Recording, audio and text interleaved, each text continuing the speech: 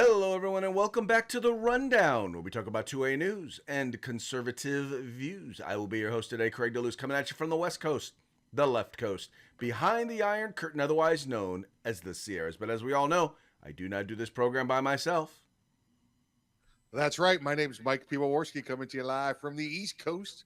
That's the coast with the most, from the co-host with the most, here on The Rundown. 2A views, conservative news, and Craig, guess what day it is? Guess what day it is? Guess what day it is? Who's Tuesday, bitch. That's right, folks. Today is Throat Punch Thursday, where we go after the left, go after the establishment, and kind of, let them know what's up. Yeah, you know what? I think we might even have a shot or two for the right tonight, but yeah, we're definitely going to go after him. Yeah. Oh, yeah. Well, let's be honest here, man. Look, if we're being honest, there's plenty of opportunities to take shots at either side. And when I say the right, I mean I'm really talking the establishment. But yeah, no, that's exactly where we're at, and we're gonna have a good old time today. How was By the way, how was these? Have you been successful in beginning your weekend yet?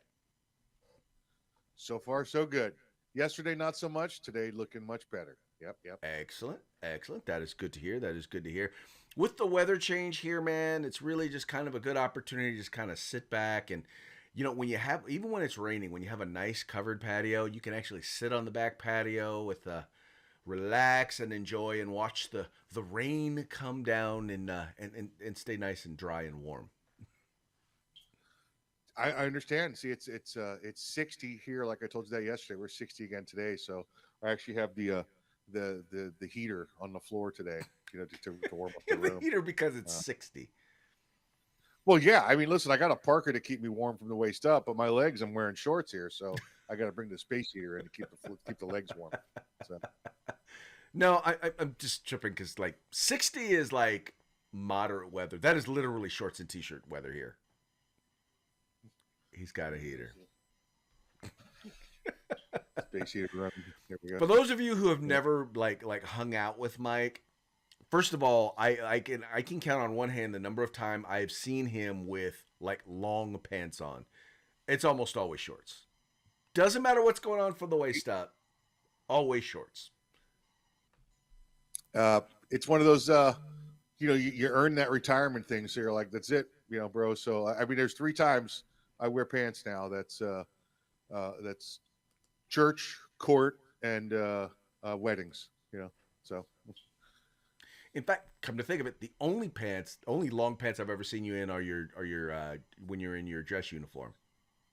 Yeah, my dress military uniform. That's usually it. When you got to wear the military uniform. So it's military. It's weddings, funerals, and court. So it's usually church and court. Kind of stuff. There you go. All right, folks, before we get into it, let's go ahead and give a quick shout out to our sponsors. Yep, Hitman Industries. That's hitmanindustries.net. If you got yourself an AR in the past 5 years, probably got one of their barrels and don't even know about it. Now you can buy from them factory direct for your next AR build or rebarrel your current AR platform. That's hitmanindustries.net. California Republican Assembly, fighting the good fight behind enemy lines. Now you can take part in California's future today. Make sure you check out the California 6th congressional race while you're there. If you want the best in tactical concealed holsters on the market, get on over to hogholsters.com. That's HAWG holsters.com, hogholsters.com. Get a nice little discount when you use the code The Rundown. That's all one word, no spaces, all caps, and put a couple extra bucks back in your pocket. If you want some tactical gear, whether you're going indoor training, outdoor training, going hunting, going camping, going fishing, no matter what it is, you can get everything but the gun over at uscombatgear.com. That's right, folks. These are our sponsors. They bring us to you so that we can bring you to them. So do us a favor. Do them a favor. Do yourself a favor. Visit their websites. The links are in the description to this program. All you got to do is click on them. Go there, check them out. And if you like what you see, spend some money with them. And make sure you tell them there was the guys over at The Rundown that sent you. Also want to encourage you, however you are partaking of the program, tell your friends. Whether you're watching us on OpsLens or you're watching us on Spotify or YouTube or Facebook or Rumble or Twitter, Or if you're listening to the program on Apple Podcast, Google Podcast, iHeartRadio, however you are listening to the program, however you are watching the program, encourage your friends to do the same. Folks, we need to grow this audience. We know that the Webernets, the internet demons, are doing all that they can to keep the word from getting out. So, do us a favor once again. Do yourself a favor. Do your friends a favor. Let them know the rundown. This is the place to be. Check us out. Subscribe, like, share, subscribe, and encourage your friends to do the same. That's it. Great advice. Great advice, sir. That's what we try. That's what we try to do. That's what we try to provide here. Okay. Let's go ahead and get into today's stories. And we're going to start off with Kevin McCarthy. Kevin McCarthy, this is former Speaker of the House, Kevin McCarthy. The Kevin McCarthy who helped to lead the House GOP to a, once again, majority. Well, he's leaving. He has opted to leave the House of Representatives. And I could have sworn that I already had this story already lined up. I thought I had the story already. Anyway, so he has decided that he is leaving the House of Representatives, and I'll tell you, it was kind of interesting because I always thought that I didn't know what he was going to decide to do. I know that being a congressional candidate here in the state of California, I knew that whatever happened was going to have an impact on us here. There we go. Was going to have an impact on me and my race here in the Sacramento area because, all right, there we go. Now we got it. Okay, got it all set up. Here we go. Bam. So I knew that this was going to have an impact because for those of you who don't know, we have a 5-seat majority in the House of Representatives. And part of that 5-seat majority are 5 seats that were won in California that, quite frankly, we were not projected to win.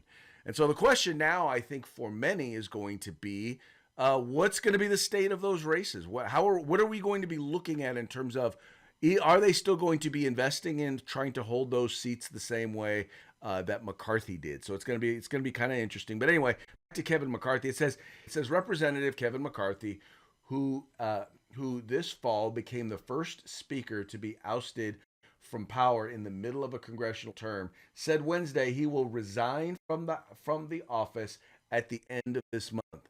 This exit is a blow to his successor, Speaker Mike Johnson, and Republicans for cutting the already narrow GOP majority and passing legislation in 2024 challenging. Okay, so let me just throw a thumbnail or throw a problem in this article. Number one, Kevin McCarthy is in a strong Republican seat. It's not going to change the majority at all because, well, he's going to be replaced by someone who likely is as conservative, if not more conservative, than he is in his seat. So that is an issue from NBC News.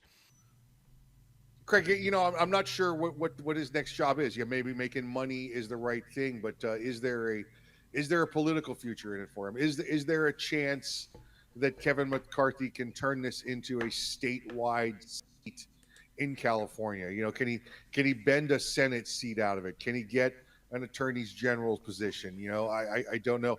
Governor position would seem to me like that's one of those locked, Democrat positions. Not too concerned on the national front. Like you said, I understand anyway, I'm not in NBC News, that's a very strong Republican district he's from. So you should be able to put another Republican in there so that count doesn't change in the House from his district. But, as far as him leaving, bye. Yeah, I think he's going to do one of a few things. He's either going to start his own group or go work for another group, and he's going to make money once again helping. He could do it helping to elect Republicans. He could go sit on corporate boards and stuff like that. There are a number of different folks who have done that, who've left the House of Representatives and gone and sat on corporate boards and are making pretty darn good money working part-time with some of these corporations because of their name and their name ID. The reason why I don't see him running the statewide vote count on any race, no matter what you're looking at, is gonna be about the same, whether it's Senate or whether it's governor. I doubt he would run to be back in the state legislature again. I'm gonna guess once again he's gonna spend some time making some money, and in his free time he's gonna spend some time dealing with and dabbling in politics, making money, or helping to get Republicans elected, and who knows, maybe that is going to be part of the new gig. But it just seems to make sense that what else does he have left to accomplish in terms of climbing the political ladder as a Republican. Yeah, well, that's what I'm saying. I think he's, he's done. He's going to do what everybody else does. He's got, like you said, get a couple of get on a couple of boards, or get on a couple of associate professorships and teach one class a year for $100,000. He's never going to be hurting for money. That's for sure. He'll, like I said, he'll teach once or twice. He'll write a book. He'll do whatever they want him to do. He's not going to be hurting for money. The question is there a path back to national politics for him? There might be something local, like in the state there, maybe, like I said, maybe you get, some weird attorney general's position or an agricultural commission just to stay in office. But I doubt he wants that. I think it's either the Senate or he's done with politics. Right, or he could go out and get out of politics for all, because he's only in his 50s. He's still relatively young. Yeah, he could move. Yeah. He could wind up getting out of politics, moving to another state, and then, like you said, running for Senate. Yep. Agreed. But again, as far as the loss of him as the individual, you know how I feel about Kevin McCarthy. It's okay. See you later. Thanks.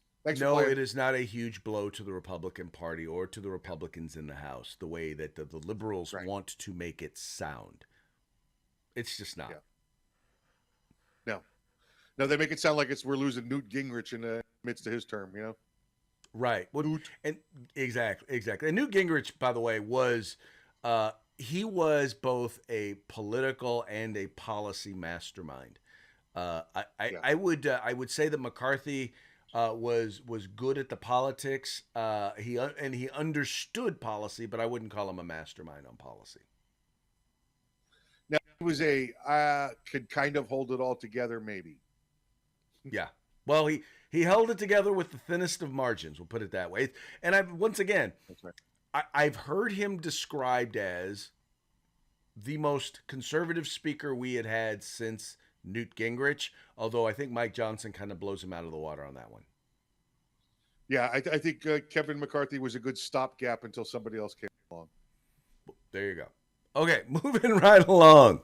Ohio expands gun rights. Now, this is an important one because, in many states we have this thing called preemption, which means that state law because of preemption, you cannot at the local level create gun laws that are going to be stronger than state law.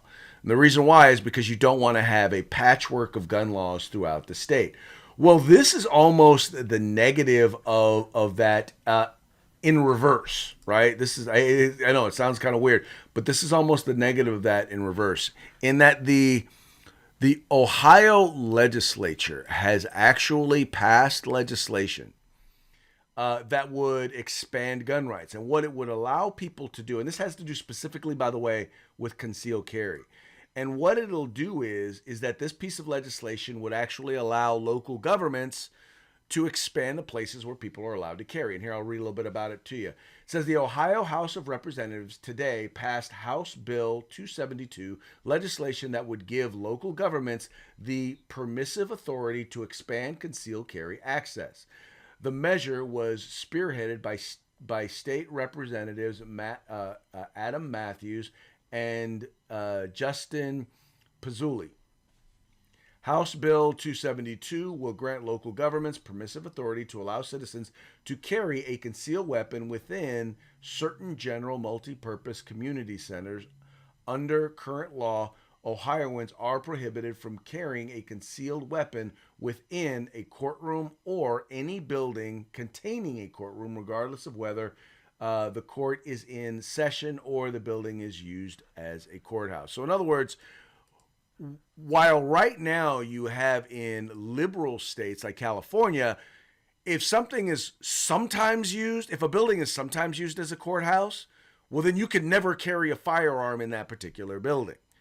This says, well, if you as a local government want to allow people to do that, you can allow them to do that when it's not a courthouse. Same thing, for example, with schools. Like we have some churches that also run schools. Well, in California, if you have I guess now in California, you can't carry in churches either. But it used to be you couldn't carry at a church that had a school.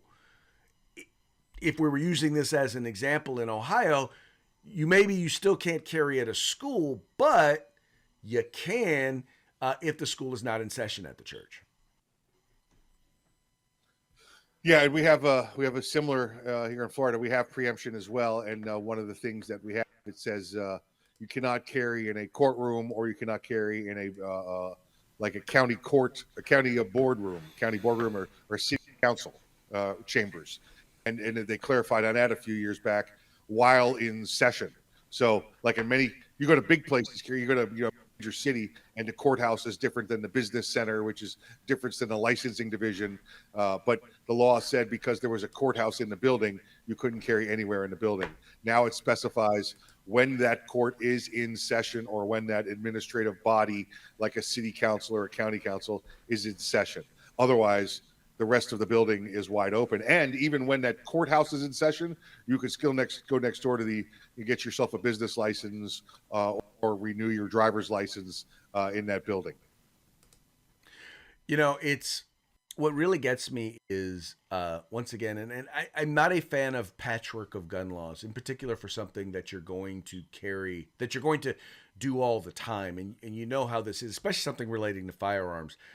If I'm driving from city to city, or if I do business in multiple different cities or multiple different jurisdictions, and I don't know, and the laws change depending on what freeway exit I take, it increases the likelihood that I'm going to be in violation of the law. And so my choices are either put myself at risk for violating the law, or comply with the strictest laws that I know of in the jurisdictions that I may be dealing with. Right. So, and that's what this is. Like this doesn't really create a patchwork in Ohio. This is you still have your minimum standard. The minimum standard is can't carry in a courthouse. Although now in some jurisdictions you might be able to. So if you stick with the minimum standard of can't carry in a courthouse, you'll never go wrong. But If you find out when you go to those jurisdictions, oh, this one I can, great. That's a bonus. Right. Exactly. So anyway, it's nice to see gun laws expand. And when I say expanding, it's not even really expanding. It's like it's seeing them being protected, because the right to keep and bear arms is the right to keep and bear arms. It's not given to us by our government. It's a fundamental human right, our fundamental human right of self-defense. And these governments are not giving it to us. They're recognizing it. And those who have gotten in the way of it, well, those are called infringements. And as we know, that's unconstitutional. Tyranny. Yeah. All right, billionaires paying off SoCal politicians. Say it ain't so. All right, look. The interesting thing about this article is this is actually from a publication. This is from a black newspaper down in Southern California called Two Urban Girls. So the fact that they're writing about this corruption of the Democratic Party is interesting. It says here, leaked documents detail how billionaires pay off SoCal politicians, nonprofits, for their own interest. It says here, former California Assembly member turned labor leader Lorena Gonzalez Fletcher set off a firestorm on social media after publishing a leaked confidential memo detailing how Amazon had a local mayor in their back pocket to expand their business interests in communities of color in the Inland Empire. The leaked document also shined a light on how minority elected officials are selling out their own people under the guise of jobs. Now, Mike, what's most interesting about this is that for decades, these very same elected officials, and when you say minority elected officials, we're talking almost solely Democrats, oh, yeah, have been selling out their constituents, but they're not just selling them out. They're not just selling them out to businesses, to corporations. They're ignoring labor unions. They're ignoring the trial lawyers. They're ignoring the LGBTQ money. They're ignoring Planned Parenthood and other groups like that have bought and sold Democrat politicians. Yeah. Yeah. Well, listen, as long as I own those politicians, Craig, and like they said, they're buying in the minority politicians. I don't have to worry about those other organizations. I don't have to worry about anything. I don't have to worry about fighting with the unions. I don't have to worry about fighting with the special interest groups because I control the guy that makes the rules and makes the laws. And as long as I control him, I don't have to worry about any of them other groups. So it's a sound financial investment to own the politician rather than have to own the union, the special interest groups, the local neighborhoods, the regulatory stuff. Just own the mayor. Be good. Well, but no, what I'm saying is it's the unions are the ones who are buying it up. First of all, when you look at who the biggest donors to politicians are, in particular Democrat politicians, labor unions, I mean, the Democratic Party would not exist if it were not for labor unions. What's funny about this is Lorena Gonzalez, she's a labor union boss. She was owned by the labor unions. I'm talking if you just flipped her wig up and you looked at the price tag on it, it would say owned by public employee labor unions. That's exactly what it would say. Yeah, well, I'm going with more of the storytelling. The billionaires own this; they own them. So, billionaires own the union, they own the mayor. But if you think about it, once you own the government person, there's really no other reason to own the others. They probably throw money at the union just to keep their mouths shut, because we got to have our taste. You know what I'm saying? Well, I don't think the billionaires don't own the unions. The socialists, the Marxist socialists, are the ones who tend to own the unions, in particular the public employee labor unions. I'm just going with what I read in the story, sir.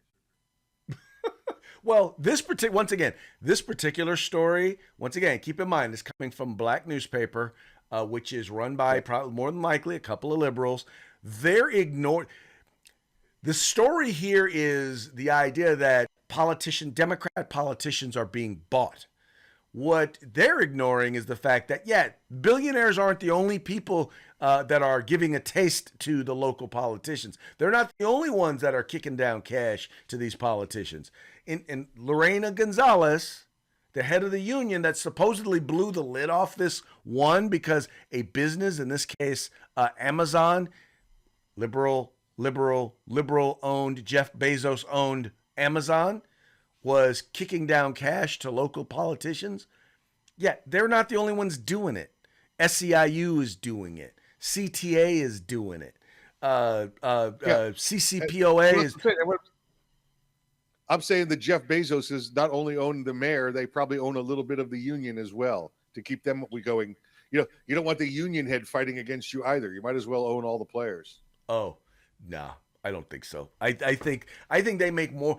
They make a more consistent cash off of the forced contributions from their members than they do off of the money that they would get from Bezos. Because some of these unions spend too much time fighting against the Amazons, the Metas, the Googles of the world. Sure, but a union head is wouldn't mind taking a little summer house down the road. By the way, where is Inland Empire? What the hell is that? That's like it's adjacent to it's east of Los Angeles County. So a lot of people who live and work in LA actually live in Inland Empire. So it's like Riverside, San Bernardino, those areas. East LA. No, it's not East LA. There is East LA, but it ain't East LA. East of East LA. Okay, east of East. See, that's LA. the thing. People from Riverside County, I mean, from down in Southern California, no matter where you are, unless you are in San Diego, they say, "Oh yeah, I'm from LA." Like, no, you're from San Bernardino. That's not LA. Gotcha. All right. It would be like someone from Ocala saying they live in Orlando. Oh, I don't even know what Ocala is. But... Exactly. You don't even know what Ocala is. Exactly. My point exactly. Yep. All right. Yesterday was, for those of you who were paying attention, and I'm assuming that most of you were not paying attention to this particular thing. Yesterday was there was a GOP debate, or some might call it the vice presidential debate. Some might call it the B-list debate. But it was whittled down to 4 Republicans uh, who qualified for the debate, the presidential debate. It was Nikki Haley. It was Vivek Ramaswamy. It was I kept saying Doug Christie. It was Chris Christie and Ron DeSantis. And it was kind of interesting because it really kind of devolved. And it was, the reason why I call it the battle over bathrooms is for 2 reasons. One, because there was a huge chunk in the debate, and probably the most talked about part of the debate was when they were talking about transgender bathroom laws. And the other was because, the debate was a bit of a shit show. So, first of all, I will say that when I was governor, 10 years ago, when the bathroom situation came up, we had maybe a handful of kids that were dealing with an issue. And I said, we don't need to bring government into this, but boys go into boys' bathrooms, girls go into girls' bathrooms, and if anyone else has an issue, they use a private bathroom. Now, 10 years later, we see that this issue has exploded. And this shows how hypocritical Ron continues to be. When he was running for governor and they asked him about that, he said he didn't think bathroom bills were a good use of his time. You can go look that up. I signed a bathroom bill in Florida, so But that's you said- obviously no. not true.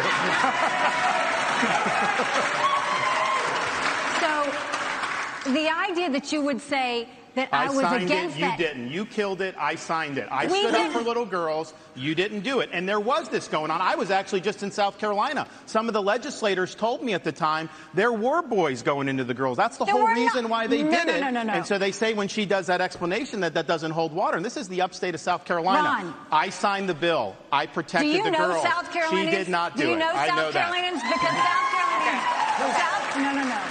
You are not going to talk about my state like that, because I will tell you for a fact, South Carolinians never allowed that to happen, and we did not have that issue at the time. What I have always said is boys go into a boys' bathroom, girls go into a girls' bathroom. But hold on one second. I also say that biological boys shouldn't be playing in girls' sports, and I will do everything I can to stop that because it's the women's issue of our time. This is nice legislation to protect women's sports.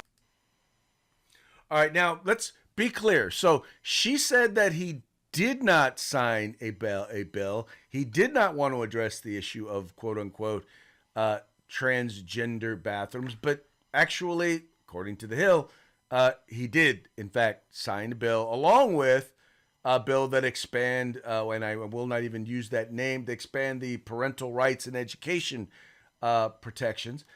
Meanwhile, Nikki Haley, on the other hand, said, yeah, her bill doesn't need a transgender bathroom law. And that, to her credit, when she talks about her own record, that is exactly, she was 100% correct. She was correct in that she said, look, we don't need a bill because it's not an issue in our state. I'm not saying that I agree with her position on whether or not she should have signed the bill. I'm saying that, she did not lie when it comes to that. But when it came to Ron DeSantis' record, she lied. But she's not the only one who lied, because here you have, once again, Chris Christie, who says that, no, he did not sign laws that expanded or made available bathrooms for transgender students. But according to Politico, yeah, he did. And that's part of the Christie signs bills for protections for transgender students. All that to say, Mike, is to say that, you never really know what to believe when they're doing these debates, and you honestly have to take the time to do your own fact checking afterwards, because some of these politicians, they'll say whatever they got to say in order to make someone else look, not just make themselves look good, but to make others look bad. Yeah, so listen, I didn't watch the last couple of these, or I don't even know how many were before this one. I watched this one because it was on the rebroadcast at 2 a.m, and I was bored, so I turned it on. Really had no intent to watch this until I saw there's a replay. Okay, well now I'll take a look at it. And here's my impressions, Craig, and you tell me whether you agree, don't agree with the 4 of them. First off, Vivek, very well spoken, but with no political experience behind him. It's all theory based. I like what I hear. Although at the end he was saying he was spitting out facts and the things he would do, and even the moderators just turned off. So for the last quarter of the or third of the whole debate, they just kind of ignored him. Now he called others out a lot, and they really didn't give any credence to it when he called them out. Ron DeSantis, when he called everybody out, I found that Ron DeSantis was the most honest, right, most factual. When people were called on their records, Christie was lying, Haley was lying, DeSantis was truthful. So that's what I found. Oh, you did this, and Ron would say that's not true. Here's what happened. And then when they would talk about Nikki Haley, again, the issues like with the bathrooms, she said, never did that, never said that, never said that. And it took me 3 seconds to Google it, and it popped up. You know, it's a story from 2016. Is it different then than it is now? Obviously it is, but she said it, and she denied she said it. Chris Christie blatantly denied, I never signed that law, I never signed that law. That took me 3 seconds to find as well, while watching the replay of the debate that he did. The image I get of Chris, Craig, is he is there solely as the Trump derangement syndrome candidate. He is all anti-Trump all the time. He is clearly the scorn person on there. He's the ex that got thrown off the team, and now he does everything he can to try and badmouth Trump, including lying about Trump's record. So I got truthfulness out of DeSantis, lying from Haley, and she did, and I was amazed by that. It's lying from Haley, and Chris Christie scorned and lying. So right. And by the way, to clarify, she was truthful about her position on that particular bill, but she did lie about her record on other stuff. Yes. And you know, the thing that got me about Vivek is that all what you have to do with Vivek is listen to what he says, and he says it with passion and gusto and vigor. Yeah. And then go look up his record and find out that it could have been as early as yesterday he said the exact opposite. I thought he spent a lot of time attacking other people on there. I even found it quite ironic that he talked about them licking Donald Trump's boots just before he started licking Donald Trump's boots.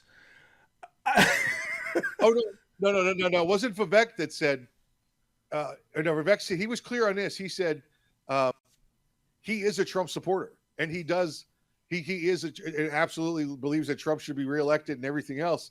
And then he said, he was accusing them. He goes, all they've done is lick Donald Trump's boots, and now they're here saying bad things about him. So his point was they licked Donald Trump's boots until it was no longer good for them. And Vivek was like, I'm still on the Trump train, you know, because they asked at one point who here, I think it was Christie bringing it up, said these 3 people right here said they used to support Trump, and where are they now? You know, and Vivek was like, I'm right here. He raised his hand while they were talking. Mm-hmm. He's like, I support Trump. You know, then why is he running? If you support Trump, why are you running? He wants the word out there. You know, listen, I don't know if he's running for an office in the administration or he just wants the word out there. But he is clearly he's got a word that's worth listening to. He is running, but he is not running. Is the point? He is not running for president of the United States. I think he's running just like the other ones are. You know, if all of a sudden Trump gets, you know, put in federal prison tomorrow, illegally, by the way, I'm sure, that he would be a viable candidate. Well, I think your point earlier about most of the things that he says being theory and not practical policy, I think are 100% true. I don't think anybody sees him as a viable option. Sure, but remember, before Donald Trump got elected, all of his statements were theory, not experience-based policy either. True. And some of that inexperience in elective office bore itself out in mistakes that he made. Having said that, if I add up his successes and then I add up his mistakes and failures, his successes far exceeded his failures. Yeah, exactly. And I think in a second term, there is less. He's would immediately go after the swamp, unlike before. There'd be less mistakes made. You know, before he didn't know how to get rid of the swamp. Now he's got no worries about getting rid of them. You know, especially in a second term. Well, and I will say that's what I think a lot of people are confusing. And Chris Christie started talking about, quote unquote, you heard what he said, I'm going to be your retribution. he's like, he's just doing this for revenge and ego. And I'm like, I'm not going to say that ego is not some part of it, but the reality is part of it is he recognizes that one of the mistakes that he made was trying to play nice with the alligators and with the swamp creatures. And he realizes now there is no playing nice with them. They're not interested in you. A lot of the people that he appointed, who wound up doing very, very poor jobs and actually wound up working against him, they were swamp creatures. And I think he's realizing this time around, no swamp creatures. Right. Like Chris Christie. There you go. It was one of them. And when Chris Christie said that Trump he is not in this for the American people, he's in it for himself. At that point, there's nothing Chris Christie could say for the rest of his life that would ever get me back on Team Christie, other than, I don't know, maybe he's got some free donuts he's hanging out at the corner. I will tell you this, for Donald Trump, this is about legacy. And Donald Trump wants a legacy of, I did good by the American people. No, let's be honest. Right. Donald Trump is very much about Donald Trump's legacy. Now, he wants his legacy to be, he did right by the American people. Correct. Yeah. American legacy. Yeah, is what I would call it. Yeah. I think he's more worried about Donald Trump's legacy. But as long as Donald Trump's legacy is he does right by the American people, I'm okay with that. Right. So that's an American people legacy by Donald Trump. Yeah. It's just like he's the author of American the book. People Legacy by Donald Trump. Yeah. He rewrote the book. Yeah, exactly. He rewrote the book. I watched News Nation. I don't know if that's who hosted it or not. And they had all their little, analysts there, during and after. And I got to tell you that Fredo there, Chris Cuomo, is still the biggest piece of liberal garbage. And I don't know how he ends up on News Nation. And he tried to hide how, it's nice, but Donald Trump is blind. He was just bad-mouthing Trump at every chance he got, and trying to hide it like it was partisan comments.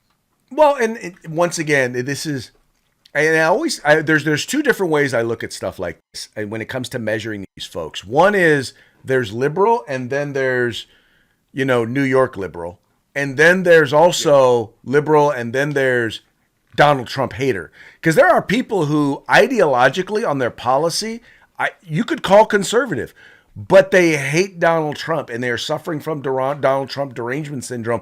And it causes them to do very stupid liberal stuff or support liberal stuff or support liberal talking points.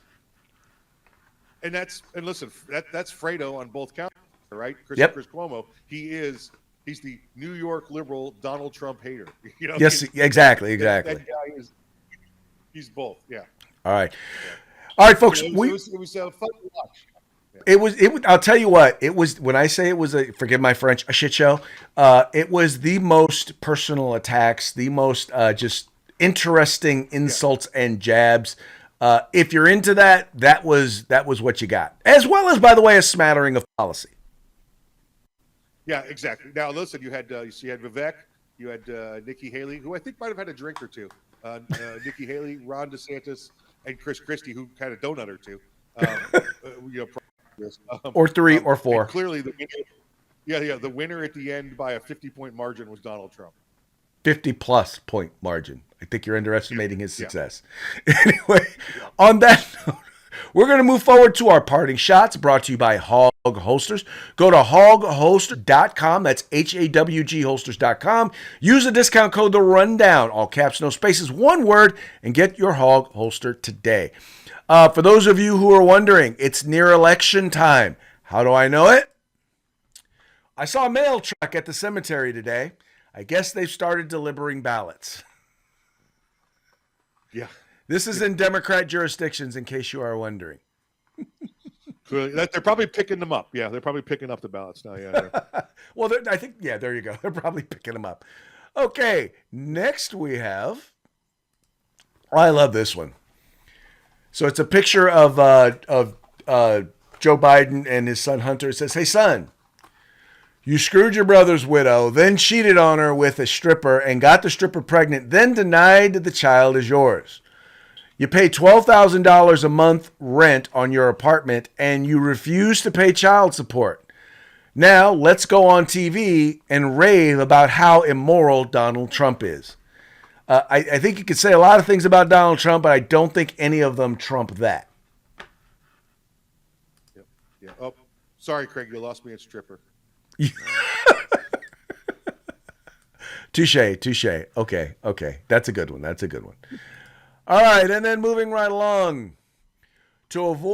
Being taught to avoid talking about politics and religion has led to a lack of understanding of politics and religion. Oh my God, that is so true.